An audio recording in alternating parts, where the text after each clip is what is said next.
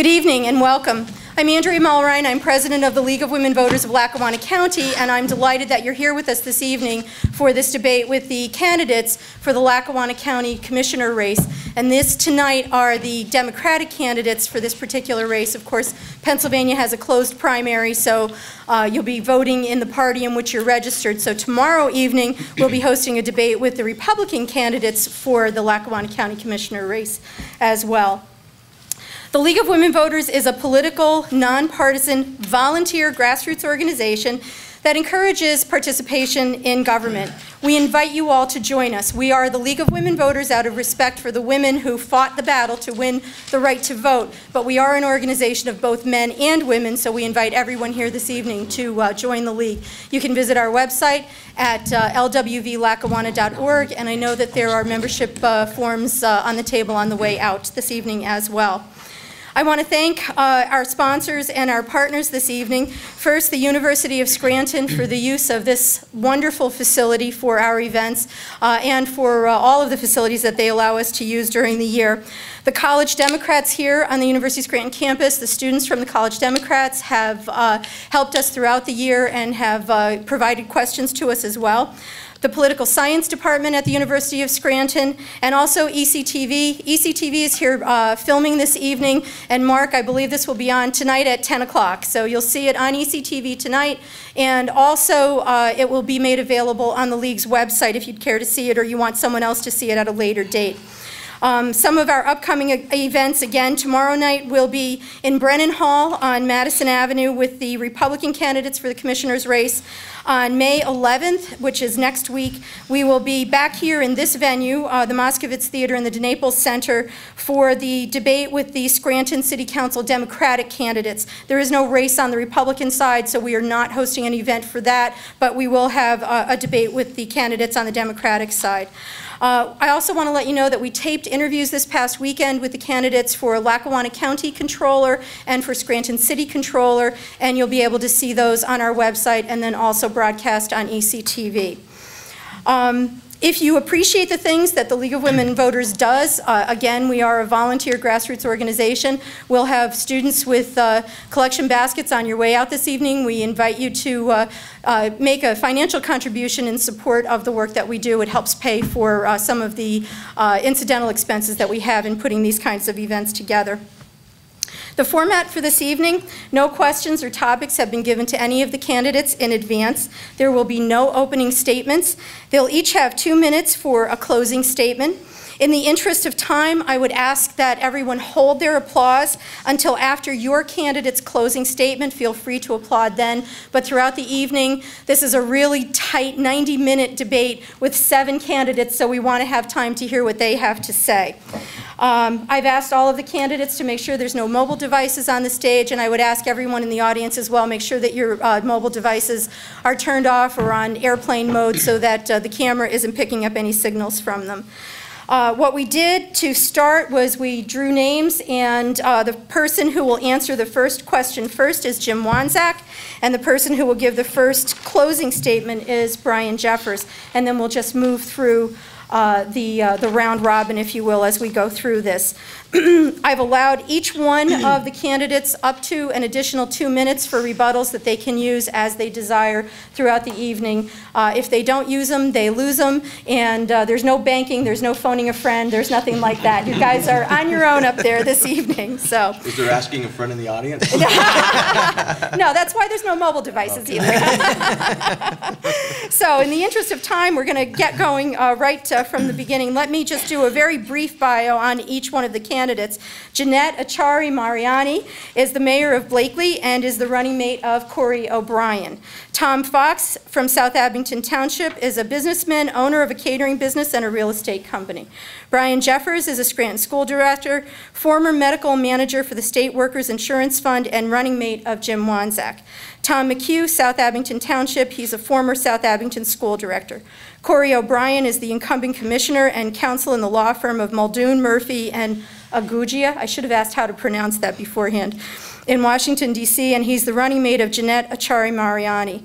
Liz Randall is the policy director as well as the director of the Women in Money Project for the Pennsylvania Department of Treasury and the former chief of staff to the Lackawanna County Commissioners. And Jim Wanzak is the former Pennsylvania state representative, currently working in business development for Commonwealth Energy Group, and he is the running mate of Brian Jeffers. So with that, we're going to Andrea, just real quick, I'm a county commissioner, but I don't have another. Okay. I'm not working as a lawyer. Thank you for that clarification then. I appreciate that. The first question again will go to Jim Wanzak. Jim, you've got 90 seconds on this one to give your answer. And we're going to first start out by discussing the county's fiscal health. What is your assessment of the county's fiscal health and our taxes at an acceptable level? Well, one I can say is I'm very concerned about the future of Lackawanna County. As I look at our current budget, it's something that really concerns me. One of the reasons why I decided to get back into government was to make a difference. As I traveled the county deciding whether or not I wanted to run for county commissioner, I found out more and more problems that we're having with the county. And really what I'm concerned about is the skyrocketing debt of Lackawanna County. It's skyrocketed over the last 3 years of over $21 million. And that is something that we have to bring under control. I'm concerned about the pension fund being underfunded, and I'm concerned that we haven't lowered taxes in the last 3 years. So one of the things that I can tell you is we do need to do a better job of looking out and making the government run much more efficiently. Thank you. Jeanette, the same question to you. I think most of the debt that the current administration has come from the prior administration. And they have really done their best to tax wisely, govern honorably, and cut expenses down to the bone. They have trimmed the fat and done what they could do to make things better for all of the taxpayers. And I really feel that we would still have to do more, and I'm hoping that with the next budget that we should even cut another 10% across the board with every department in county government. Thank you. Tom Fox, the question to you. The county prison system has a budget of $20 million, which is 23% of the whole budget. We are now paying $13.5 million for employment health insurance, which is 15% of the budget. I feel that we have to get a grasp on some of the expenses we are paying out. Right there, it totals 37% of the budget. Also, we lost the contract with the Immigration Service, where we lost $3 million from the prison system, which I have no idea why it was lost. I'd love to know why it was lost, but I know that we'd love to get it back, because that's going to give us a $3 million shortfall in the budget this year, because that was built in. That $3 million was built into the budget. Thank you. Brian, the question to you. Yes, you cannot use one-time revenue streams to plug holes in the budget. Eventually that catches up to you. What you're going to see over the next several years is that catching up to Lackawanna County. The sale of the nursing home and using that money to plug holes in the budget, the sale of the Yankees, which hasn't even gone through yet, and that money is currently plugged into this year's budget. So next year's budget and the following years is going to bring very big financial straits for this Lackawanna County. So the fiscal budget, as of right now, is in dire straits. Thank you. Tom McHugh, the question to you. Well, I agree, Brian. I had jotted down some notes here. One of the things is what I was a little concerned about was, as a former member of the Abington Heights School Board, one of the things we were real concerned about when we did a budget is exactly that, plugging your budget for 1 year with a one-time source of income. What happens there is you plug that hole the one time, and then the next year that one source is not going to be there the next year. Plus, you still have the deficit, and you're paying it off. That's really not a good road to go down, and it's something that we really have to be looking at. We have to also look at different alternative sources of revenue in Lackawanna County. We have a number of different ways that we haven't really tapped yet as far as developing alternative sources of income. Our collection rate of the real estate taxes in Lackawanna County is about 88%. if we try to work on increasing the collection of money that is legally due to the county, that collection rate should, from 88%, if it goes up to 90, 92% even, we're going to be bringing in money that is legally due to the county that we haven't been collecting up to this point. When I'm elected commissioner, first thing I'll do in January is find out why we're not collecting more of the real estate money that we're supposed to be collecting, and how we can continue to move to increase that rate from 88% to 90 to 92 to 95%. Thank you. Corey, your response? Debt. When Lugar and Pettinato left office, the debt was $4.9 million. When Corcoran, Alberigi, and Castellani left office, it was $80 million. When Kadaro Munchak left office, it was $200 million. They more than doubled the size of the county's debt. Debt service went from $7 million a year to $19 million a year. We refinanced that. It's now $16 million a year. That's more money than we could have ever expected to be able to pay in debt service. It's absolutely outrageous. They've bankrupted this county. They've crippled this county for many years. What we've tried to do over the last 3.5 years, we've cut expenses by over $17 million. We cut the budget by $3 million. We laid off and reduced the workforce by 33%. We've made difficult decisions. There are more difficult decisions to make. But anybody up here who says they're going to lower taxes is either lying to you or they're absolutely clueless, because taxes are not going down in Lackawanna County anytime soon. You've hired me to tell you the truth and to be upfront and to be honest with you. And we've done that. The reason why people up here understand the financial situation of the county's in is because we explain it in great detail.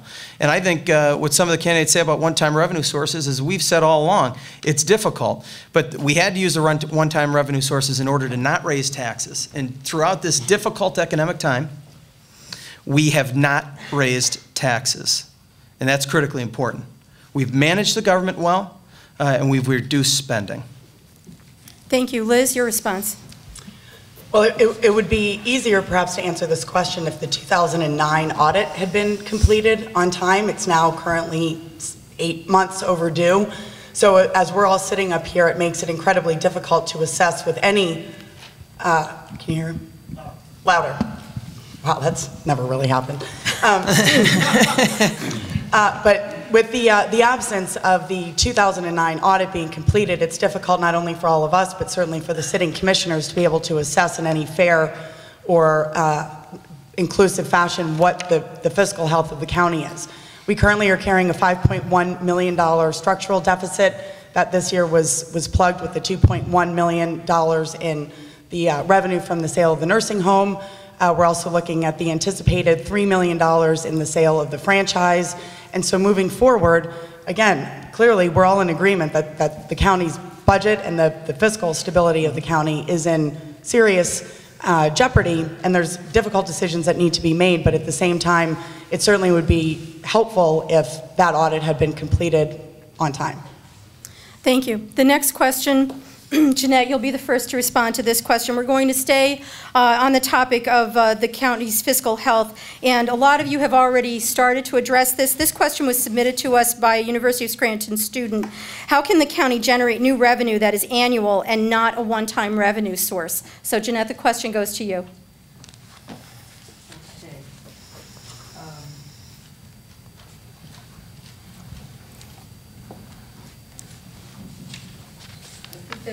Pull the microphone, please.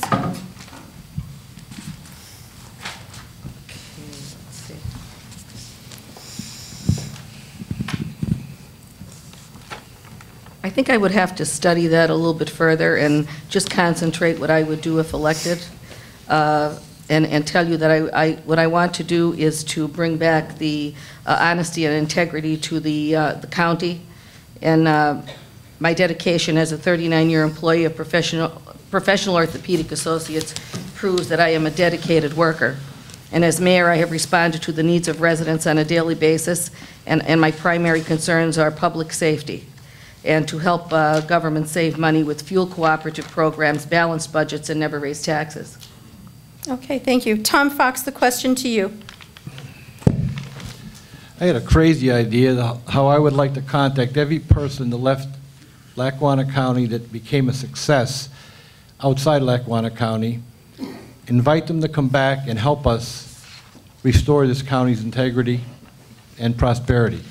I really believe with all my heart that if we invited them, they would come, because I believe that their youth and their earlier years growing up here, they have pride in, and they still love this county. There's many, many people who became multimillionaires, successful in business, that we could ask to come back here, start a company, or start a franchise, or start a branch office for the company that they may be part of now. They may be a vice president or a president, and they may be very successful. You send a letter from the Lackawanna County Commissioner's Office and say, we need your help. You grew up here, please come back and help us. Second idea I had was, I think we're the crossroads of the United States. We're the gateway to New England. Like 84 is the gateway to New England. We have the best road system in the country here, and I think this could be the distribution center of the Northeast. I think we definitely have to, we have to get a warehousing system and get people here to rent those warehouses. It was proved in Pittston it could be done. It was proved with Kane Trucking it could be done. I think we could do that. Thank you. Thank you. Brian, the question to you, how can the county generate new revenue that is annual, not a one-time revenue source?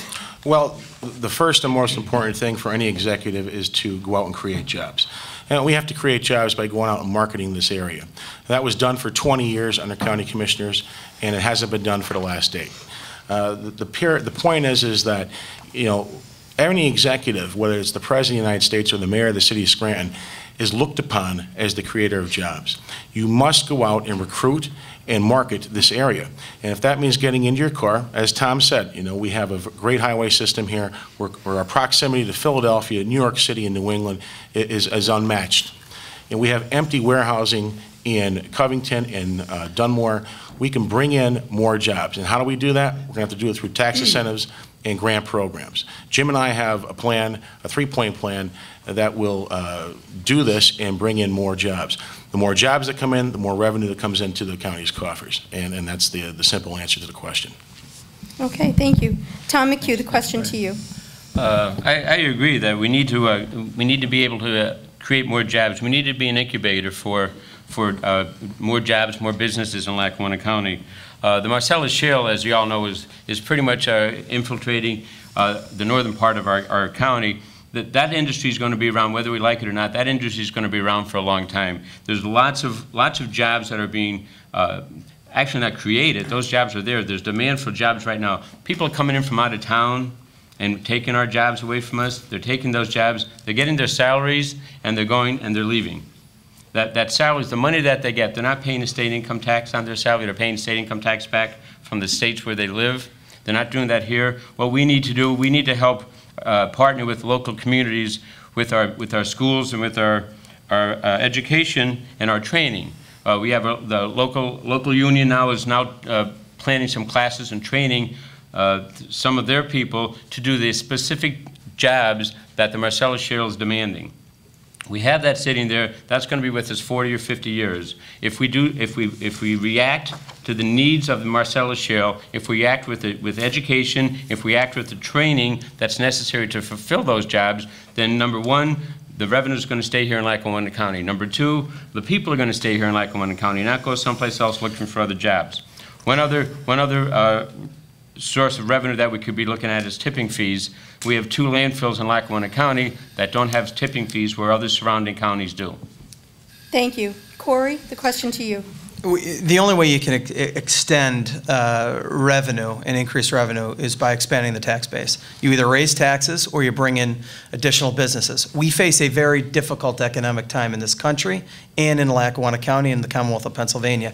Businesses are not right now, as many as there have been in the past, looking to expand operations. What we need to do is we need to make sure we have every tool available in the economic development toolbox to encourage those businesses that are looking to expand locally, to encourage those businesses that are looking to come here from out of the area, to make sure that we have in the toolbox the necessary elements.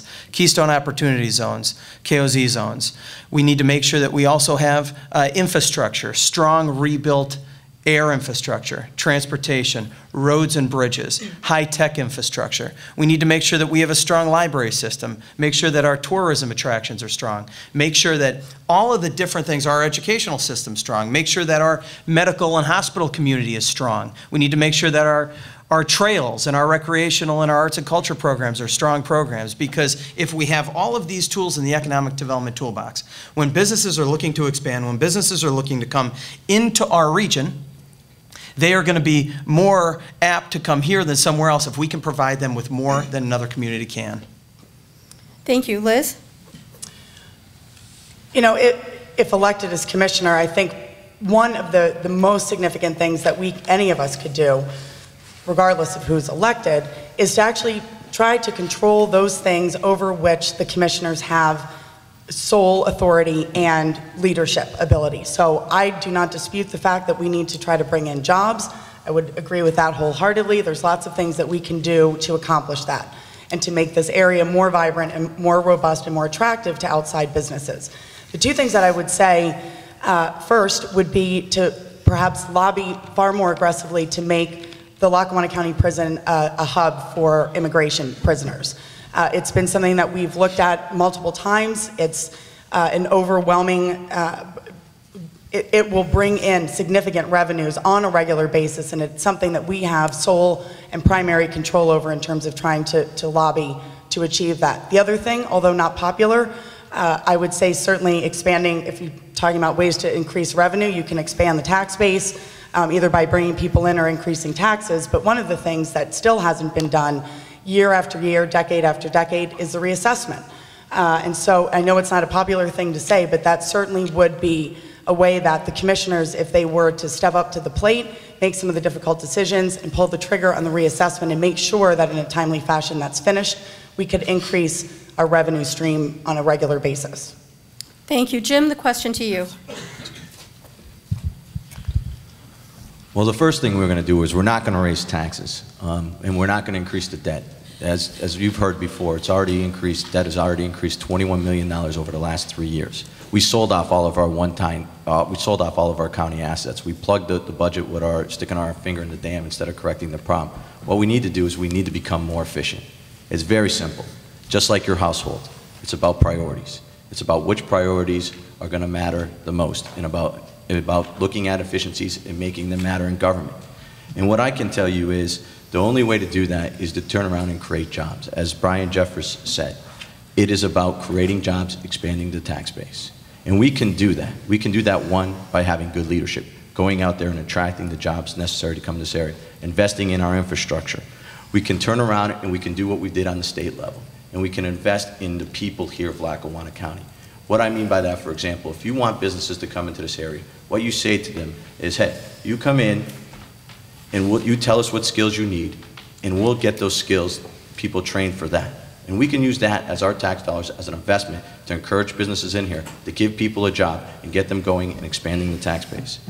And just by doing those things alone and investing in our businesses that are here, I think we can retain our employees and keep expanding our tax base by creating jobs. Okay, thank you. A lot of you have already mentioned talking about jobs, so you guys are one step ahead of me as we go through this. But this question, again, came from a University of Scranton student, and there's a 1-minute response time on this. What role should county government play in creating living wage jobs, and what innovative ideas will you bring to the table? Tom Fox, you have the first response. I just gave my innovative idea. You've got a minute to talk about whatever you want to. Uh-oh. Well, I'll go back to that. I really believe that if you contacted the people who left this area and became a success, I'm not sure, but I think there are only a few 4-star generals in the United States, and 2 of them are from this area, one from Dixon City, one from Carbondale. I find that amazing, and I find amazing that day in and day out I hear stories about people that succeed elsewhere, and all they have to do is be asked. All we have to do is ask them. So I think we have to, it would be very easy. If I got a letter, if I was living in Hollywood and I was a success, and I got a letter from Corey O'Brien, who is the Lackawanna County Commissioner, and said, come and help us, I think I'd fly back to talk to him. Okay, thank you. Brian, the same question to you. Well, the commissioner's role that's their whole presence of being the county commissioner, is to bring, I understand they have to maintain everything that's going on in the county, but as an executive, you have to lead by example. You have to go out and bring in jobs. You have to recruit, like we talked about before. You also have to start getting into the infrastructure part of it. You know, the roads and the bridges and the sewers around the county have been neglected for years. Not just the past 3 years, but for years they have been. And that's part of it too. You go back to the days of the county commissioners that were here for 20 years, and I said this before and I'll say it again. Had they not built the road in Montage Mountain would not be there today. Now, that counts for thousands of jobs up there. Every day, there's thousands of people coming in and going to work on Montage Mountain. That's the type of leadership role that Jim and I will bring to the county commissioner's office. Thank you for the 10-second rule there. But you really do need to go out and be leaders throughout the area, and you need to go into sorry about the buzzer. Thank you. Tom McHugh, a minute for you. Thank you. I agree that the county needs to be, again, as I mentioned before, an incubator for small businesses, an incubator for business, high-tech businesses. Look at this auditorium here. Look at the students that are coming here and getting the education and the training necessary to go out there into the business world. What happens too often, they come here, they love the University of Scranton, we have a fantastic reputation here. I did my undergraduate and graduate work not here in this building because I wasn't here when I was here. But it's expanding and developing, and it's creating fantastic graduates here. We want to be able to create some high-tech businesses. We want to show the region that we have people here that can do the jobs. We want to be able to go and work on regional. Lackawanna County is not going to survive all by themselves.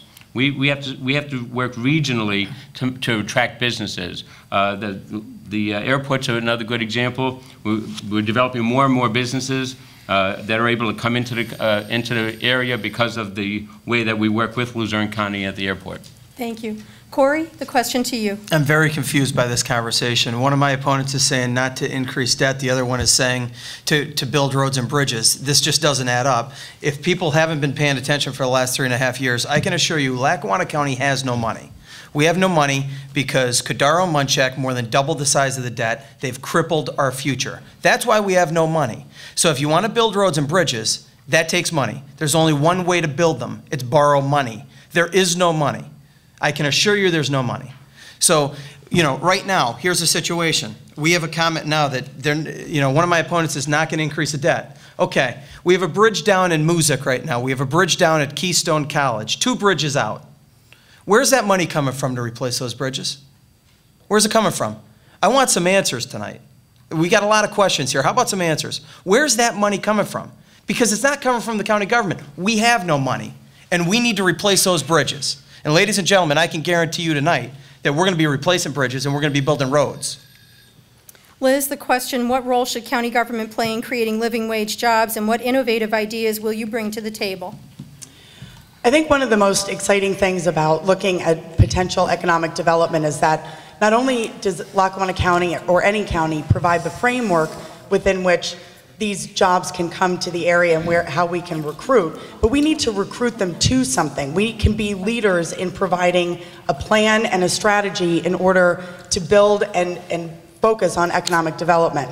There is an organization called the North American Industry Class System that ranks counties in terms of where they find the most competitive edges as far as economic development goes. They're called targeted industry clusters. Lackawanna County ranks among the top both in healthcare and also in biomedical. We certainly have a lot of infrastructure as far as the Commonwealth Medical College, our hospitals, our doctors, our pharmacies, et cetera. Those are opportunities for us to build some of the ancillary and supporting types of businesses that, that can contribute to economic development.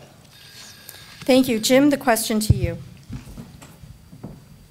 Well, I have created jobs. I've created them both in the public sector and as a state representative. And let me tell you, the first thing you need is leadership. And it starts with leadership to create jobs. It starts with a vision. You can't keep increasing debt. Now, you can blame the previous administration for all you want, but debt has increased $21 million over the last 3 years. And all the one-time assets are gone. What we got to do is become more efficient, and it's got to be about priorities. There is bridges out throughout the county, and that should be a priority. I believe we do have an extra bridge sitting up in McDade Park that can come down and be able to use. But what I'm talking about, this is about priority, it's about becoming more efficient, it's about stop wasting money. We can do this by, again, leading, investing in our workers, developing the infrastructure, and we can develop a program thinking outside the box. Just because it's been done this way for 20 or 30 years doesn't mean it needs to be that way going in the future. We can invest in our small businesses here in Lackawanna County, which, by the way, produce the most jobs. Okay, thank you. And Jeanette, finally the question to you. Okay. Simply put, Lackawanna County can no longer be the unemployment agency for jobs, as longtime old politics did. We must instead create an environment for private sector job creation by investing in transportation and high-tech infrastructure, which will encourage businesses to come here, be successful, and thus create sustaining jobs for our residents. And this is what I feel we should do. Thank you. I'm told by our technical folks that they want to do something with the microphone, so we'll take a 20-second break while we're fixing that. It has to do with the taping for the television, so we're going to move them around. Shift the mic down. If I had music, I'd play it for you. Are we getting rid of it, or what? Yeah, I think so. That might not work. And many thanks to Tom Welby, a league board member and a person from WNEP Thanks, who Tom. helps us out all the time. Is that one not working? Appreciate it. Thanks, Tom. Okay, are we good? All right, thank you so much, and thank you for your patience. Moving on to our candidates. The next question, again, a 1-minute response time. We're going to discuss reassessment. Discuss your position on the county's tax reassessment that is in progress, but I believe is stalled at this point. And Brian, the first response goes to you. Thank you. Is it working? Okay. The reassessment that's going on right now has stalled out. That is correct. We have spent $5 million for reassessment, and it has gone nowhere. They're quite simply, as being put by Corey before, there is no money. So therefore, you cannot do reassessment. There are bills in front of the State House and the Assembly right now, and we will see if the state is going to get involved. Currently, they're trying to do a revolving loan to help counties out, but you know, once again, you were going to have to take bonds out to pay for those loans to come back. Reassessment should have been done a long time ago. It was in the process of being done, but it was stopped during this current administration. Thank you. Tom McHugh, the question to you. There's 4 steps to a reassessment. You do the parcel identification and collection of information about each one of those parcels. Actual appraisal of the market value of those parcels. The determination of the assessed value of the appraised, from the appraised value, and then do you have assessment appeals.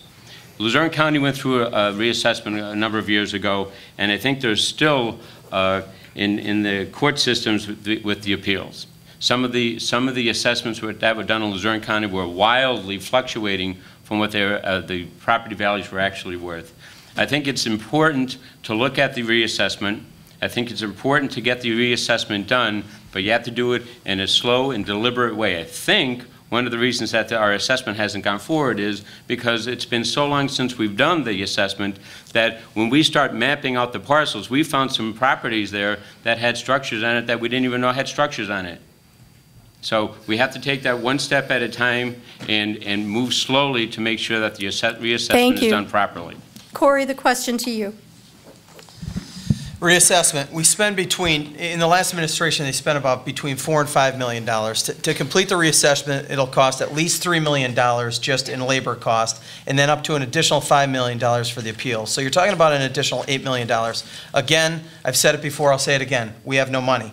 So the reassessment can't happen in this county very quickly because the money's not there.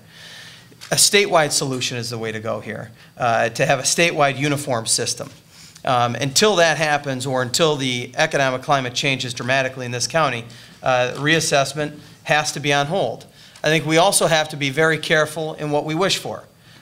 Remember, a third of the values, a third of the taxes are going to go up, a third will stay the same, and a third will come down. The third that go up will be the people who have lived in their homes the longest. A third will go up for the people who have not had their property reassessed. That's seniors. They're going to see a tax increase. Others will see a tax decrease. We have to be careful in doing it, think we need to do it, but we need a statewide solution. Thank you. Liz?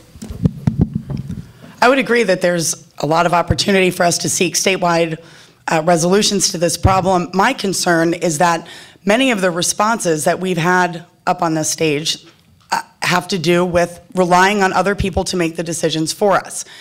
At some point, if we don't have any money, we don't have any money, but I'm not sure then what it is that a commissioner is supposed to do if every response is that we don't have any money. So the point of doing a reassessment not only is to make sure that we do get additional revenue, but it also establishes a fair and equitable tax structure and base. It allows for a county and all of its municipalities, its boroughs, its townships to have adequate data by which they can make informed decisions around economic development and investment. It would be nice if we want to recruit all these jobs and businesses into the area if we actually knew what the baseline data and value of the property is in this county. And so I know that it is not popular. There are lots of reasons why people don't want it, but it needs to be done. Thank you. Jim, the question to you. Well, this is not only a problem that's happening in Lackawanna County, it's happening in every single county throughout the state of Pennsylvania. And I can tell you, as I spoke earlier, leading Lackawanna County and being a commissioner is about setting priorities, just like you do in your household. We've already wasted $5 million on an assessment program with nothing to show for it. And there's a waste of $5 million that we're not going to be able to get back. So what I can tell you is there is no money going forward for a reassessment. The answer has got to come from the state government. I've served in the State House. I can tell you they're discussing this every single day, trying to find the answers, because it's not only happening in Lackawanna County, it's happening throughout the state. And when they come up with a direction, it's foolish for us to go ahead and spend more money when there's so many other priorities that need to be done going forward in Lackawanna County. Thank you. Jeanette, the question to you.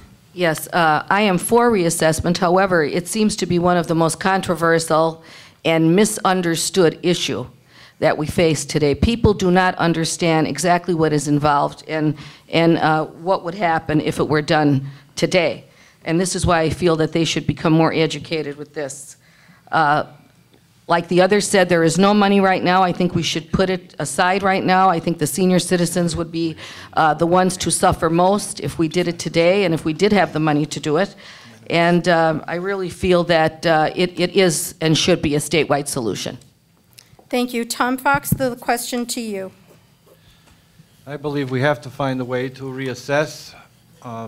Any big company anywhere in the world, and we are a big company, has to do inventory once a year, twice a year, maybe once a month. We haven't done it in 41 years. I mean, we don't know what assets we have. We don't know if people, you're going to find people not even paying taxes. You're going to find people paying almost no taxes. I worry about the elderly. I worry about the people on fixed incomes, and I think we can come up with a solution. I think we can come up with an abatement on their taxes until the house is sold or transferred. I think it's feasible, but I know that we have to do a reassessment, and we have to find a way to get it done. Okay, we're going to move off of the topics of fiscal health and jobs and reassessment. Any rebuttals from anyone before we move on? Okay. The next question is pretty broad, pertaining to Marcellus Shale, and you've got a 1-minute response time again. And Tom McHugh, you'll respond to this question first. What actions should Lackawanna County government take pertaining to Marcellus Shale drilling? Well, if Lackawanna County has any, I guess I gotta use this one here. If Lackawanna County has any say in the matter, the first thing I would do, when I'm elected county commissioner in January, I would go to the Council for the County Commissioners of Association of Pennsylvania, CCAP, the County Commissioners Association of Pennsylvania, the CCAP. I would go to that association and sit down and say, here's what we need to do. Here's the message we have to send to the governor. Put a moratorium, stop the drilling. Stop the drilling right now. Put a moratorium on the drilling. We have the gas companies coming in. They're doing all the drilling. They're taking out the gas. They're not taking care of the environment. There's lots and lots of accidents going on. The people are not being protected properly. We need to stop, put a moratorium on the gas drilling, and put our regulations and our guidelines in place first. If done properly, the Marcellus Shale will bring a lot of money, a lot of income into the economy to the region over the next 40 or 50 years. Thank you. Corey, the question to you. Sure, a few things. Number one, I adamantly oppose any drilling on county lands. If people want to do that on their own property, that's their own prerogative. But on taxpayer property, I don't believe that we should be drilling, and I oppose it unequivocally. Number two, I think we need a severance tax or an impact fee, whichever you want to call it, but we need some way to ensure that our infrastructure is not left dilapidated. If you look at what coal did after the Industrial Revolution, once we took coal out of the ground, our lands were scarred for decades. We can't have the same thing happen here. We need to weigh the economic value and safeguarding our environment. These are two important things. We should be doing it, but we need to do it in a safe way that ensures that we have clean water, that we have clean air, and that our land is not scarred for another 50 years. We have to learn our lesson from the past. We have to learn our lesson from the coal days and the Industrial Revolution, or we're bound to repeat those same mistakes. Thank you. Liz? I would say that the best way for the county to participate in looking at the Marcellus Shale issue is to ensure that we have robust regional planning. One of the things that counties do have oversight over is that we are able to not only focus on our infrastructure, our bridges, our roads, our airports, making sure that all of those are up and running accordingly and at full capacity, but making sure that we also take a leadership role in what it is and how we identify the development that is coming through this area. Lackawanna County only has a small sliver up in Greenfield Township of Marcellus Shale. That's not to say there may not be more found, but right now we don't have all that much. But that said, there's a lot of traffic and a lot of business that's moving through this area. My priority would be to ensure that through land use, through zoning, through regional planning, that we make sure that all of the development that may come as a result of Marcellus Shale gets backfilled into our urban centers, and that we try to maintain as much as possible the land out in the rural areas. Thank you. Jim, the question to you. Well, one of the things we have to do, first of all, is eliminate the $150,000 that we're paying for a lobbyist. That's obviously not doing us any good. But what I can tell you is we need to lobby for an impact fee. It's abundantly clear that Governor Corbett is not going to do a severance tax. But what we can do is we can get an impact fee for the counties. And then with that impact fee, it's then how do you use that impact fee wisely? If we could then use that to train our own Lackawanna County conservation officers on what to look for and what to do, that they can now go out and help protect our environment. Because I can tell you there is nothing more important than our water and our air. And we can do that through an impact fee. And that's what we need to be focusing on. And what I can tell you, my parents live a mile away from that well that was drilled in Greenfield Township. And there is a lot of land under lease in Lackawanna County. This is something that we are going to have to deal with, and we're going to have to train our people in Lackawanna County that are currently employed to watch for the mistakes that are being made by the gas industry. Thank you. Jeanette, the question goes to you.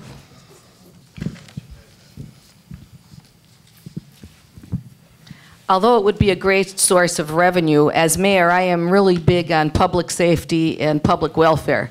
So I do feel that on private property, if it is done with the proper safeguards, and that it would not contaminate the waterways and contaminate with cancer-causing agents, then I would say that I would be for it. And also I would be for the severance tax so that we could use those monies for our roads and bridges and for other things that we need to have for our county. Thank you. Tom Fox, your response, please. Can you repeat that question, please? The question is, what actions should Lackawanna County government take pertaining to Marcellus Shale drilling? Well, I'm adamantly opposed to drilling in Lackawanna County or anywhere else, actually. So, but if we have to live with it, if we can't stop it, then I think it should be heavily regulated, and any way we could. I really think we have to get the governor's support, because I think the state and the governor have to get involved more with what's going on here, and they don't seem to be even willing to take the Delaware privilege tax off them so that they could start paying taxes in this community and the rest of the state. So I think our roads are going to be a mess. I think if we don't have much drilling in this county, but I tell you, they're going over our roads and they're wrecking our roads and bridges. So I wish we could come up with a more satisfactory way to regulate them. Thank you. Brian, your response. Yes, the impact fee that the governor is looking at right now is not the tax that we all have anticipated coming in originally from this Marcellus Shale when they were talking about it back in October, and they finally got rid of it out of the budget. The problem is that the impact fee that we will take in, if it's allowed through the governor, we're going to have to use for training. We have to have oversight, county oversight. You have to have people out on those grounds to make sure that the environment is safe, to make sure that the people's homes and the areas and the streams around there are not being contaminated. And part of that impact fee will have to go towards the training of those individuals. The other part will have to be used in an orderly fashion to make sure that the streams are tested properly and that the environment is not being scarred. Thank you. Any rebuttals or additional? Tom McHugh. Yeah, I'd like to take my full minute, I guess. If I go 10 seconds, I have to lose the whole That's minute. right. So I'll take the full minute. I just wanted to reiterate, Corey mentioned that we're broke, and I really believe that, unfortunately. But what's happening, when I called for a moratorium on the drilling, what's happening is they're going about their business every day right now, and they're doing what they want to do, and they're profiting from us, and they're taking this money, and they're leaving the state. We had to build over 200 parking spaces down at the airport. We're putting more parking spaces into our airport to accommodate the traffic, the air traffic that's happening as a result of Marcellus Shale. That's coming from someplace. I'd much rather be replacing the bridges than having to build those parking lots down there. I'd much rather be putting our money there. That's the money that we're not going to recover, even if we start implementing that as severance tax right now. So we need to call for a moratorium right away. We need to talk to Ken Smith and Sid Michaels, our representatives, and send the message down to Harrisburg. Stop what you're doing. Put regulations in place, start a severance tax, implement that severance tax, and let's start creating some revenue so we can support a growing industry in Lackawanna County. Okay, thank you. Anyone else? No? Okay, we'll move on then. The next question pertains to regionalization and collaboration, and we'll allow a 90-second response on this one. What role should county commissioners play in promoting cooperation between the municipalities, the school districts, and county government in order to reduce expenses for all three taxing bodies? What programs and/or services should be considered for consolidation? And Corey, you take the response on this one first. Thank you. First of all, the county has started a Commissioners Forum on intergovernmental cooperation, and as part of that, we've worked with all the school districts, municipalities, and county government, and we've done a few things. One, we've started a countywide purchasing program where you can go online and instead of buying 100 pencils, we now buy 1,000, so we get them at better rates. We also started an equipment sharing program where municipalities can now share equipment. So instead of having to go and buy a backhoe, you can use a backhoe from another municipality or from the county. And we've also started an insurance program where there's been 2 municipalities that no longer pay high premiums for their health insurance for their employees, but they piggyback with other municipalities. So we've started to take steps to try to do our best to start the regionalization process. It's very important. The purchasing program, which the schools, municipalities, and county government are in, is a good first step. We have quarterly and monthly meetings with respect to exactly this subject, and we're looking at additional things with respect to police, fire, public works, row offices. We're looking at all these things because Lackawanna County no longer lives on an island, and we need to all work together. We have 40 municipalities in this county. There's municipalities throughout this region. And we have to find ways to work in a collaborative way to reduce expenses. And the best way to do that is to continue our forums and to continue getting results. We've gotten 3. We hope to get more in the future. Thank you. Liz, the question to you. This is a difficult question because I think although there are certainly opportunities for us to be more aggressive about sharing some of those resources and those services, much of what we are facing as a Commonwealth is driven by the statutory regulations that are behind these services. And so although we may be in a position where I think terms of what Commissioner O'Brien had mentioned, making some very good and aggressive steps to sharing some of those resources and merging those services, there are many things over which we have very little control. And so in that capacity, I think the commissioners need to work much more strongly and aggressively to advocate and for all of the municipalities in the county, whether it's in Harrisburg and locally, to ensure that some of those tripwires are removed and some of the obstacles are hopefully done away with in terms of us being able to get to a place and a position where we have to address an overall much more broadly construed fracturing and fragmentation of county services throughout the Commonwealth. Thank you. Jim, your response, please. Well, I think this is an issue that every local government has to deal with, is how to become more efficient. And one thing I can tell you, I do have some experience in this, is that when we came into the state legislature, we found this as a problem that, again, was happening all over the state. We did change the grant process to encourage more municipalities to work together by giving them a higher grade scale on their grants, by joining together, and instead of one municipality buying one piece of equipment, that 4 or 5 municipalities come together and share that equipment. And I think that is a good first step. But what we need to do on the county level is to make any county equipment that we have available, we need to make that available to the local municipalities. And that's where it starts. It starts with working together. It starts with reaching out, putting aside any political differences, and do what's best for the county. Thank you. Jeanette, your response. We have to increase municipal cooperation. And what we mean by this is that where the municipalities pull together and they may buy their supplies so that they can purchase them at a discount and a savings to their boroughs. In addition to that, we have to look at anything that could save us money. Regionalization of the police departments, the fire departments, and consolidation of the row offices. These are areas that we must look at to save money for the taxpayers and to see that their monies are being spent the right way. Presently in Blakely Borough, we participate in the gas co-op program, which means that the vehicles from the municipalities throughout the county and the county themselves come into our borough, fill their tanks with gas at a lower rate, thus passing on the savings to their municipalities. So these are things that we have to do. We have to work together. We have to find ways of saving so that we do not have to raise taxes. And sometimes these things are not pleasant, but they have to be done, and we have to do it. Thank you. Tom Fox, the question to you. I think the county could hire a purchasing agent that all the municipalities could contribute to his salary, and you could have him go out and try to find the best deals for all the municipalities so that they have someone purchasing in bulk for them. I think Corey mentioned something similar that he's doing right now.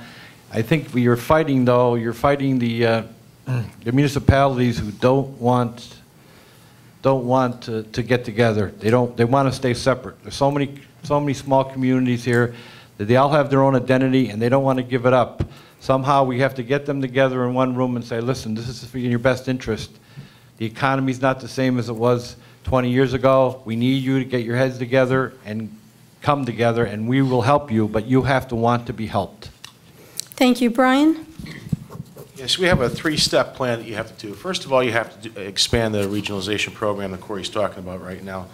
The second part about it is bringing the commissioners' meetings out into the areas, not just keeping them in the administration building, so that people can go out and explain their problems and ask them, whether it's the police departments or anyone else that wants to come out and talk to the county commissioners that can't make it downtown. And third and finally is the outreach program to the seniors. You need to bring out the county employees that are getting paid the same amount of money, whether they're sitting in their desks or if we can bring them up to the senior centers, say in Carbondale or Dunmore or Troop or down the lower valley.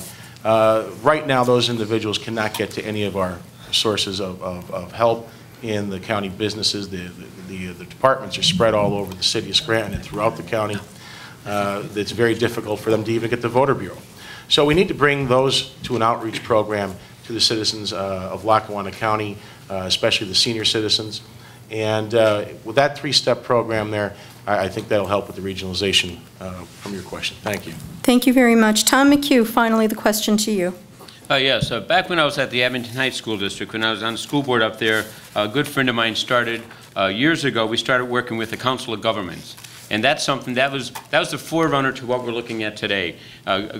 Governments getting together, townships and boroughs getting together and realizing similar needs, and buying in bulk. It's very simple. We have co-ops. There's co-ops that people do all the time. And I think that's probably the motivating effort to get to regionalization. We want to be able to cut the costs, and if you buy in bulk and spread it out. That's a real basic that the Council of Governments has started a while ago. I work for Penn State University. Our cooperative extension, at this point right now, Governor Corbett, we face a 52% decrease in our funding from the state. Penn State University is a land-grant university. Instead of being reactive to budget cuts and cutting money and budgets getting tighter and tighter, Penn State's being very proactive. The first thing they're doing is, instead of having county-by-county presence, we're regionalizing. It's very simple. You regionalize, a jack of all trades, master of none. What we're looking at is we're looking to make sure that we have regional efforts where the money that we're going to be using goes to the maximum benefit for not just our county, but for other counties. One of the other things we have to do is make sure we don't allow politics to get involved with this. At this point, the Yankees right now is a good example of politics that gets involved with Luzerne County suing Lackawanna County. Regionalization without the politics. Thank you. Corey? Brian has a good idea about delivering services, human services, to the community centers. It's such a good idea that we implemented it 2 years ago. We do have a human services outreach program. We started at the Dunmore Community Center. Go into the building. It says Lackawanna County Human Services Outreach Program.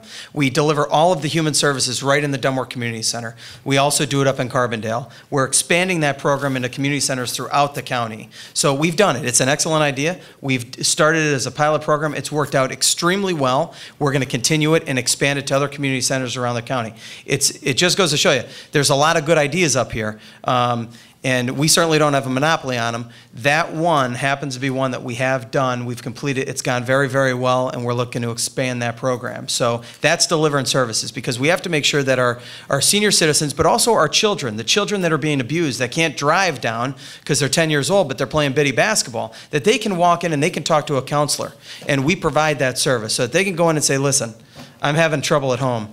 And I'm at basketball now. I want to talk to you quickly because I fear one of my parents will know I'm here. So we allow for that confidential type of situation among young children and counselors and among seniors and counselors. So we're doing that. We've been working on it. We're delivering a great deal of services. It's all the human services: mental health, mental retardation, drug and alcohol, children and youth, and aging. Thanks. Thank you. Anyone else? Okay. Following along in that topic, I want to talk about social services now. How can the county's social service programs be improved? Understanding, of course, that it's a big part of the county's budget. Are there any that should be discontinued or new ones that need to be initiated? And Liz, the first response is yours. I think that's an incredibly difficult question, certainly in advance of knowing what the state budget will hold after it's approved. We know certainly that there are enormous cuts that we're looking at least that have been proposed by Governor Corbett. We have an absolute zeroing out of a $23 million Human Services Development Fund. That was one of the best funds that we had accessible or open to us. It's an unrestricted source of county funds, and it provides a great degree of flexibility in terms of how that money is used.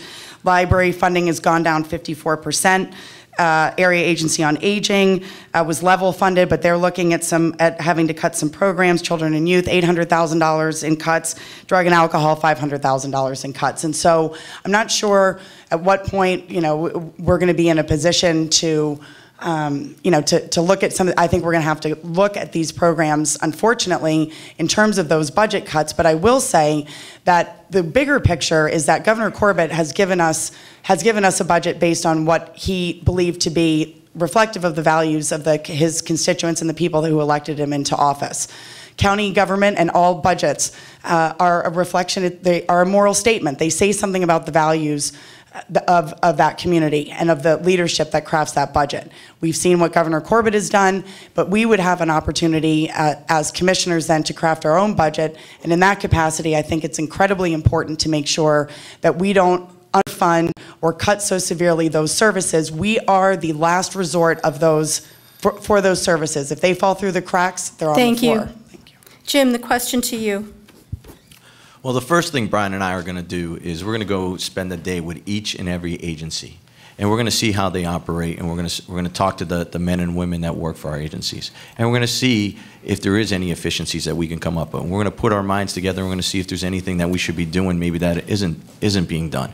One thing I can tell you, and I know this from being in the private sector, and all of you know this, sometimes when you bring somebody else in and look at a problem, there is different solutions. And just because something's been done a certain way for 20 years doesn't mean it needs to be done that way for the rest of the lifetime. So we are going to do that, and we're going to surround ourselves with the best quality people. And what I can tell you is, unfortunately, as Liz said, you know, a lot of it depends on the state funding. Now, I was there as a state representative. I put up those tough votes. I put up those votes to fund our human services because I never wanted to see a child left behind. I never wanted to see those with special needs left behind. I never wanted to see our elderly left behind. I've made those tough decisions. I know what those agencies, what they deliver to Lackawanna County. But we're going to go out and we're going to try to see how we can work together, how we could become more efficient, and maybe by working with people of Lackawanna County, that we can hopefully come up with some better ideas to deliver these services in a much more efficient way. Thank you. Jeanette, your response, please. These would be a tremendous loss to Lackawanna County. Children and Youth Services, the Department of the Aging. I mean, these are things that we must work very hard to restore. These cuts we have to try to restore, and maybe we should contact the governor's office and tell him to cut the legislature and maybe do what the Lackawanna County commissioners had to do and cut some of the jobs needed to keep these services going, education and also the human services cuts. Thank you. Tom Fox, your response. If the services are cut, it's a travesty, but we have to live with it. We have to figure out a way to live with the situation. We have to come up with a way to take care of the people that the services are cut to. The county has to figure it out, come up with the money, or I had an idea about volunteerism. There's a lot of young teachers retiring early. There's a lot of people, young businessmen retiring early, and I think if you went to them and asked, I think you could get some people to volunteer and take the places of the people that are getting paid that are not going to get paid through the governor's new plan. I don't know exactly what is being cut. I'm not privy to that, but if I was, I would be looking right now, looking for a solution of how to replace those people, because we can't cut the service to the elderly or to the children. We can't cut those services. Thank you. Brian, your response, please. Social services is the most important, one of the most important assets that the county provides. If there is cuts being made by the governor, which is what we're all being told, we're going to need to fund that. One of the ways that we can do that is by cutting some of the administration in the county. We're very top-heavy in administrators. You know, we could take those salaries and put them towards these cuts. It's important that we deliver these services towards Children and Youth Services and the Department of Aging and so on. Once you start cutting, you never put back in. And it's a very important asset of a leader and a county commissioner to make sure that the services are being delivered to the taxpayers. Thank you. Tom McHugh? Yes. As someone who's worked in the social services field for over 30 years, I have lots of ideas. We certainly have to use our present resources that we have in Lackawanna County. There's lots and lots of resources that we have available in Lackawanna County. NPR Radio, they were getting cut 100%. They went out and they got private industry, they got support from private industry, they got benefactors. They're still on the air. They're working even though they had their state funding cut 100%. We need to. Years ago, I was part of the Lackawanna County Interagency Council. I was president of the Lackawanna County Interagency Council for about 6 or 7 years. That Interagency Council sat once a month and said, what resources do we have in this county? Where are the gaps? Where's the overlap? How can we do what we do better? And who do we need to serve? And who's being underserved and who's not being served at all? By getting together as an interagency council, we were able to identify the different resources that are available to us.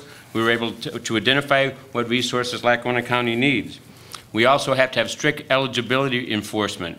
If somebody's going to use our services, they have to be eligible for those services. We want to make sure, in order for us to continue to have social services networking in this county, we have to make sure that the funding is there. And that funding is because we're working with eligible people that are eligible for those services. Also, one other thing, universities. We have fantastic universities here. We have a great opportunity. Let's take advantage of our universities. We have internships that the students that are here, as I mentioned before, wonderful students. We can take advantage of them by having internships. Thank you very much. Social service agencies. Corey, the response to you. State funds human services. We deliver the services. We're the only level of government that delivers is human services. The most important job we have is protecting kids and seniors and those who can't protect themselves. Let no one kid you. We talk about a lot of subjects. Those are the three most important things that we do. The most important things are protecting kids, seniors, and those who can't protect themselves. Make no mistake. One of the programs that we started is Arts Engage. And what it is it's for at-risk kids. And what we did was we provided summer programs and after-school programs for at-risk kids that they would not otherwise have an ability to go to. For example, arts classes, recreational opportunities where they couldn't afford to do it otherwise, theater and theater lessons, singing, reading, songs, piano lessons, guitar lessons, interaction with children who have everything and who have the opportunity to pay for soccer camp or to pay for guitar lessons. But a lot of the at-risk kids, those kids who don't have funding resources, can't do it. We started a program because what we found is by doing that, you're lifting these kids. You're lifting them out of their current situation. It only takes one experience to change the course of a child's life. One experience. And we try through the Arts Engaged program to create that one experience that may change that child's life and their direction in life forever. Okay, thank you. We have time for one more question before we move on to closing statements, and I kind of call this one your promise to the voter. So the question is, if elected, what one issue will be your top priority? And remember that the league will be here 4 years from now. How will the voters measure your success? And the response to that, the first response goes to Jim Wanzak. Well, it's very simple. Jobs. We have to create jobs. You've heard all the candidates here talk tonight about trying to create jobs and what they want to do. Leadership is about creating jobs. We have to put people back to work. Brian and I have been spending the last 7 weeks walking around, talking to people door to door, visiting with their employees, and what I can tell you is we have to get people back to work. That is the #1 issue. By getting people back to work, we can help solve our physical problems that we're having in Lackawanna County. We can get people's self-esteem back up, and we can get people to hopefully not be using so much social services when they're unemployed. Getting people back to work is the #1 thing that we need to do. So in 4 years from now, well, you can say to me, Jim, did you create jobs? And hopefully I can stand there and say yes, and this is how many. Okay, thank you. Jeanette, the question goes to you. I would govern honorably, and also good commissioners must be good fiscal managers. So therefore, I would spend wisely and tax fairly. We must examine every issue and exhaust everything possible before we would consider raising taxes. And that is why a good fiscal manager would go in that direction. Other than that, I would create private sector, encourage an environment for private sector job creation. Thank you. Okay, Tom, the question is, if elected, what one issue will be your top priorities, and how will voters measure your success? Well, I think transparency in the county government. I believe that we have to really study the budget and try to find out where we could save money, not necessarily cut jobs, but save money. I think it'd be pretty easy to cut 10% off of the budget. I think it'd be easy to cut 10% off the prison. I hope it'd be easy to negotiate a better deal for the insurance. And if you could do all those things, you have an $86 million budget. If you could save $8 million a year, I believe that we could be in the black. And I believe also that the possibility of making this, using the extra money to create jobs, if we could get in the black, that's what I would do. I would take the extra money to try to bring businesses to Lackawanna County. Okay.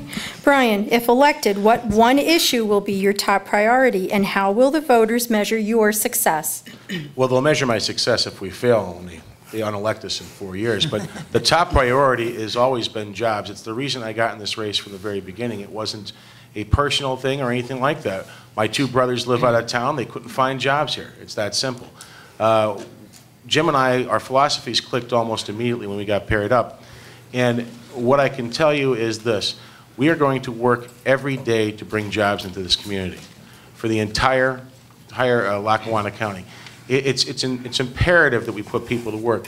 Tom said it before, people they come to the university, they go to school here, and they leave. It's the brain drain. They always take off. We can't have that anymore. We have to keep them here. So the answer is jobs, obviously, and if we're elected, the voters in 4 years will judge us on that record. Okay, thank you. Tom McHugh, if elected, what one issue will be your top priority, and how will voters measure your success? We've been talking about a lot of different issues tonight. Jobs certainly is one of them. The budget's another one we have to correct and do a better job with. But as far as I'm concerned, one of the reasons that I'm running for county commissioner is we need to restore integrity back to Lackawanna County.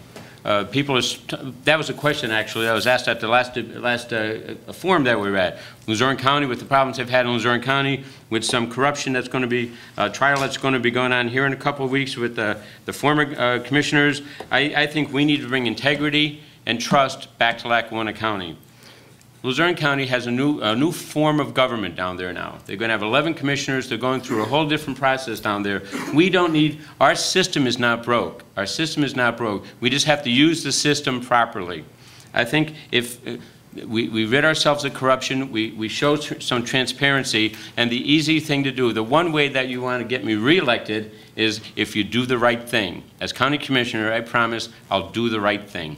Okay, thank you. Corey, if elected, what one issue, or re-elected in your case, what one issue will be your top priority, and how will voters measure your success? The top priority is leadership. We face great economic challenges in our county from a financial standpoint, in our community from a job standpoint, and we need people who are in office who understand it. You've invested 4 years in me.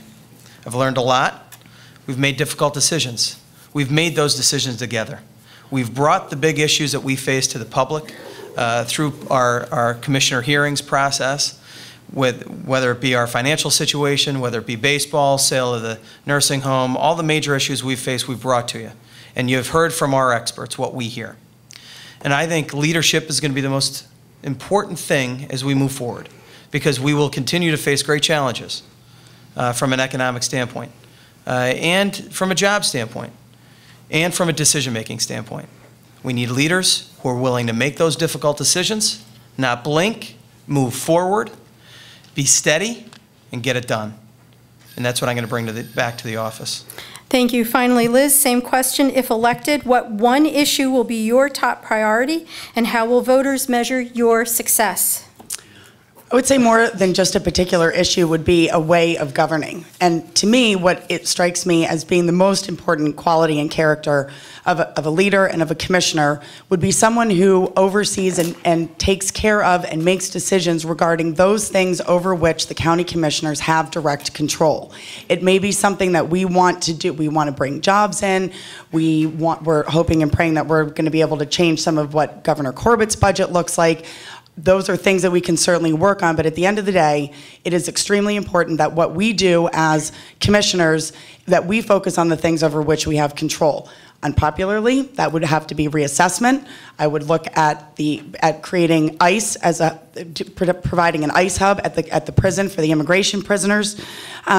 I would try to reinstate or make sure that the SAPA plan, the Scranton-Abington Planning Association plan, gets implemented so that we can cooperate in shared regional zoning. And I would also explore the opportunity to put out for a ballot measure the Home Rule Charter. Thank you so much. Thank you to all of our candidates this evening for answering our questions. As I said in the beginning, we drew a name for the person who would give the first closing statement. That person is Brian Jeffers, and then we'll move in the round robin in the same way. So with that, Brian, you've got 2 minutes for your closing statement. 2 minutes for your closing statement. Thank you. And thank you to the League of Women Voters for having us here tonight, and to the University of Scranton, and to all of you for coming. My name is Brian Jeffers. As you will have seen during the course of the night here, I've been on the Scranton School Board for 10 years. And I have been the chairman of the Scranton School Board's budget, which is $110 million, which is about $16 or $26 million more than the county's government budget. What I can tell you about myself is that if you do elect myself and Jim Wanzek, you're going to get full-time county commissioners. We will go to work every day, every week, and every month of the year for you, the taxpayers. It's not about us, it's about the taxpayers. I did not get into this for myself. Clearly, I left my job for this. I wasn't looking for a sympathy vote on that. I just thought that the issues were more important in Lackawanna County than my position. I did that for the right reasons. I did that for my family, to make sure that their way of life is going to be better in 4 years from now, and to make sure that my brothers can somehow come home and get jobs in this area doing what they do best in their fields. I thank you once again, and I thank the candidates for coming tonight. Thank you. Thank you. Brian Jeffers. The next closing statement is Tom McHugh. I wrote mine out to make sure I stay within 2 minutes, Andrea, because if I don't have it written down, I'll be going on for a while. The next 4 years are certainly going to be very exciting. We have some great challenges ahead of us, working on the budget deficit, working with less state and federal funding, but we also have great opportunities with the developing Marcellus Shale industry and the medical school here in Scranton, just to name a few. Although our needs will be many, our choices are few. What we need to do in the next 2 weeks from yesterday is to choose wisely the leaders we want to guide us through the next 4 years. I began this campaign for county commissioner because it was a lifelong ambition of mine. In this election, I want to provide an alternative for the voters. Do we want the same old political process with the same old results that we've had over the years? Or do we want a new era in Lackawanna County politics? Do we want a new era in Lackawanna County government? As I said before, when I began this campaign, it was in pursuit of a lifelong goal. However, as the campaign progressed, I found myself running as a candidate for those who are looking for a change. I find myself running for those who are looking for a new era in Lackawanna County politics. I found myself running as a candidate who is representing those who truly want to see a new era in Lackawanna County government. Everyone here on the stage tonight has a worthy and honorable goal of serving the people in Lackawanna County. I truly believe we will be well served by anyone who's sitting up here on the stage tonight. Become educated voters. Isn't that why we're here tonight? I hope you, the voter, sees my candidacy as that new era where you count, that new era where you are the priority, that the new era that you come first, not the politicians, not the vendors, not the backroom bosses looking to control your government. I hope you consider my candidacy as that change that you are looking for, that new era that we so want and deserve. And finally, I'd like to thank my informal campaign manager, my wife, who's been working with me for the last so many weeks, and she's counting down the days. We have 2 more weeks to go, and we'll be done. Thank you, Tom McHugh. Good job. Good job. And the next candidate with a closing statement is Corey O'Brien. You know, somebody said to me the other day, give him hell. Give him hell, Corey. That's what they said to me. You know, I remember back to reading an article where Harry Truman once said, I never did give anybody hell. I just told them the truth, and they thought it was hell. Straight talk. That's what you asked for from Mike Washoe and I. What we've delivered is 4 balanced budgets without raising taxes. We reduced expenditures by $17 million. We cut the budget by $3 million while still investing in parks, recreation, arts and culture, and other important initiatives. Jeanette Moriani and I want to continue moving forward. We now want to start to focus on creating that environment for private sector job growth. We want to continue to improve the quality of life, not only for us, but so when businesses look to locate here and relocate here, that they can do that where we have a strong quality of life. And we want to make government, we want to continue to make government work for all of you. Now, as you all know, I'm not the endorsed candidate for this race. You know, and they made a good decision there. Because I don't work for them. I work for you. I don't work for political bosses. I work for all of you. I didn't get here that way in 2007. Won't be reelected that way in 2011. The choice here is clear. We can put that car in reverse, and we can move back in time. Or we can continue to turn the corner move this county forward. That's a decision we all have to make, because this election, make no mistake, is as important as any commissioner election in the last 20 years. There are polar philosophical differences here. Polar philosophical differences. And we need to choose wisely in this election. I suggest to you that Jeanette Moriani and I are the candidates for the job. We have both demonstrated fiscal restraint and responsibility. We've both led as executive level office holders, and will continue to lead with your help. I ask for your vote for myself and Jeanette Moriani. Thank you. Thank you, Corey O'Brien.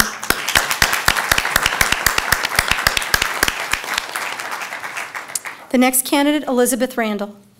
I would certainly like to thank the League of Women Voters. I would like to thank the University of Scranton and always ECTV for doing a fantastic job, and to all of you for coming out tonight to listen to our views and perspectives. I moved here over 10 years ago and fell head over heels with this area. I live in Scranton. I've stayed here for the past 10 years. I don't have any reason to stay here other than for the sheer fact that I love being here. I'm committed to the area. I choose to live here. I might be perhaps what one might call the poster child of the person that you're trying to recruit into the area.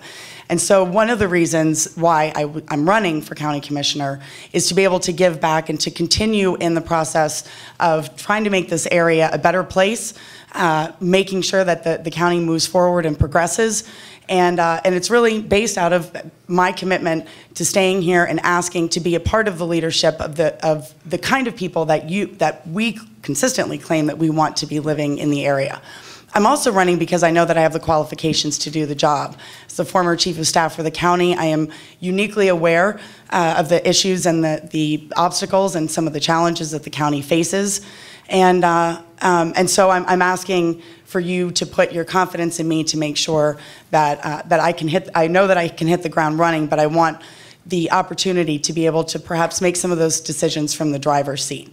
And finally, I do think, although this is not always doesn't get top billing, we have an opportunity to make history in Lackawanna County. I do think that when you talk to people, I've been around the county for the past several months now, it is amazing how receptive people are to looking and wanting a bit of a change, fresh perspective, but also looking to see that there might be a woman elected for Lackawanna County Commissioner. And I do think that at the end of the day, that is something that I think making sure that at least one of the voices on the Board of Commissioners is a woman's voice. Thank you. Thank you.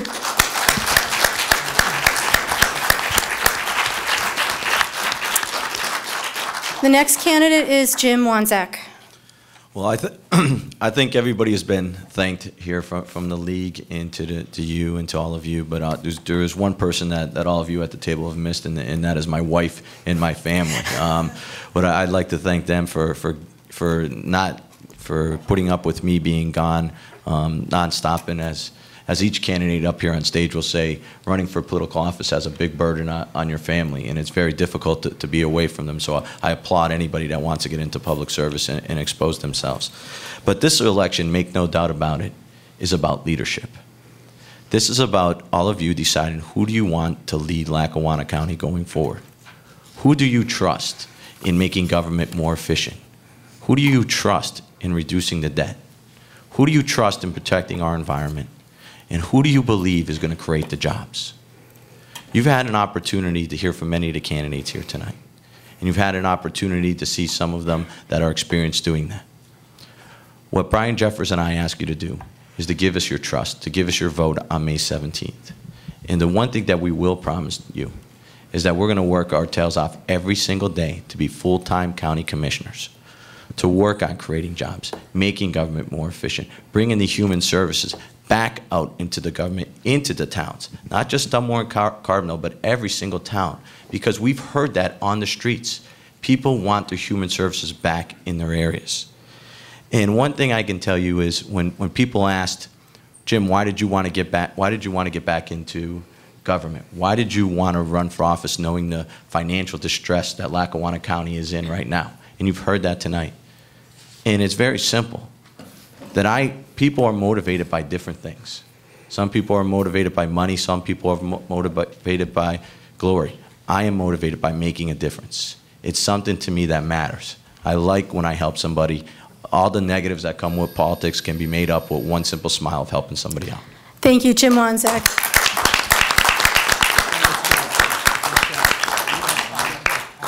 Next, we'll hear from Jeanette Achari-Mariani. Thank you. I would like to also thank the League of Women Voters for inviting us here, and also my family, my husband Mario, and all my family that's with him this evening for putting up with me. Well, I'll tell you a little bit about myself. I was born in Lackawanna County, raised in Lackawanna County, practiced my faith in Lackawanna County, work in Lackawanna County, and govern in Lackawanna County. I am Lackawanna County. I was raised by two very hard-working parents who instilled in me the core values of honesty, integrity, hard work, and family.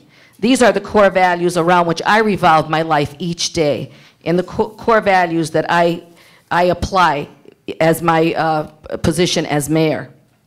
I am serving my second term presently. I respect my title, and I govern honorably. I do not work from 9 to 5. I work 24/7, just like the commissioners do. I am a 39-year employee of Professional Orthopedic Associates. This should tell you that I have given dedicated service to my employer. Why am I running for county commissioner? For the simple reason I want to work with you with the same dedication. As mayor, I have gained a wealth of experience in municipal government. I want to take that with me to the county level. I realize how imperative it is to invest in public safety. This is why I organized the Blakely-Peckville Neighborhood Crime Watch organization. I am an advocate for full-time police officers, senior citizens, and children. In fact, I am a mature adult who can relate to the needs of everyone from infancy to senior citizen. I will get the job done and make government work for all of us. I have taken the oath of office twice, pledging that I will do my job with integrity, with no personal gain, and I have done that, and I will do it for you. I ask for your vote, and also for Corey O'Brien on May 17th. Thank you, Jeanette. And finally, we'll hear from Tom Fox. My wife Nancy and I and my children a few years ago started traveling around the country to look at locations where we would want to live and where we would want to retire. Went to several beautiful locations, San Diego, New Mexico, all over the place. And we decided that there was no place better than Lackawanna County. We found no place we'd be happier, and we decided we want to live here, and we've lived here for 60 years. If the county is to succeed, we must put aside all prejudices and work together. It will take a joint effort, and all Lackawanna employees, administrators, and all citizens to get the job done. If anyone expects help from Washington or Harrisburg, it won't happen. But we could do it ourselves. We could set an example of what's right rather than being an example of what's wrong. Maybe Washington and Harrisburg will use us as an example of how to get things done. Wouldn't that be nice if they used us as an example? I recently read an article about business ethics being taught in college again. It was taught when I was in college, and they stopped teaching it. Maybe with the banking problems in the stock market, maybe they decided they had to reinstitute it in the college classroom. But I learned ethics at the kitchen table with my parents. I learned it in the playground. I learned it in high school, West Scranton High School, from my teachers. I'm puzzled that it has to be taught in college. I'm puzzled that the students don't know it. I would like to be the person you start to believe in, because I think people around here do not believe in anything anymore. Lackawanna County is my home, and I love it.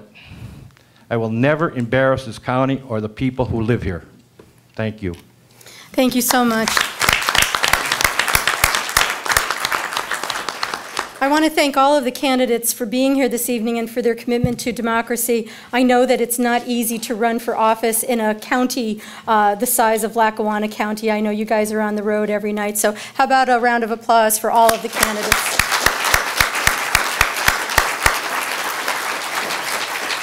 I want to remind everyone that May 17th is Election Day, that you will vote for 2 of these candidates. So it's up to you who will serve on the Democratic ticket in the general election in November, but we will be electing 2 of these 7 people that you see before you. Again, we have a debate tomorrow night with the Republican candidates for this office, and another debate next Wednesday on the 11th for the candidates, the Democratic candidates that are running for Scranton City Council. I hope you will also tune into ECTV to see the interviews that we taped with Scranton City Controller candidates and Lackawanna County Controller candidates, and you've heard from these folks up here tonight how critically important the fiscal health of this county is. So I do invite you to take a look at those interviews that we did with the candidates who are running on the Democratic ticket for the county controller position. Again, I want to remind you that the League of Women Voters is a volunteer organization. We're nonpartisan.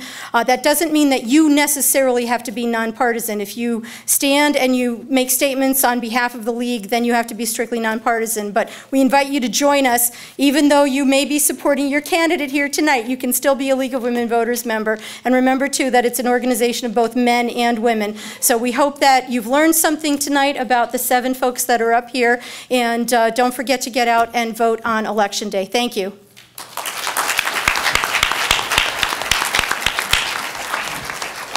Great job.